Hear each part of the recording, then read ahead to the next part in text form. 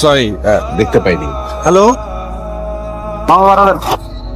একজনের ভাড়া, একজনের ভাড়া হচ্ছে আপনি দুজনের ভাড়া দেবেন। দুজনের ভাড়া দিব কেন?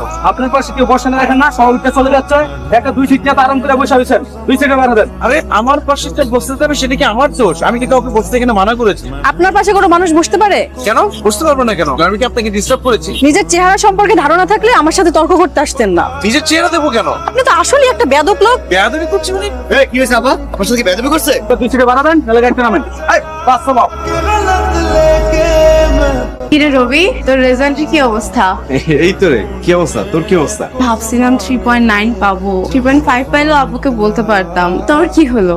অবশ্য তো 3 পয়েন্টও যা 4 পয়েন্টও তা। মানে তুই যত ভালো রেজাল্ট করিস না কেন, তোর এই চেহারা দেখে তো তোকে পিয়নের চাকরিও দিবে না। তোকে কতবার বললাম একটা স্কিন ডাক্তার দেখা, আঙ্কেল আন্টির মধ্যে তো কেউ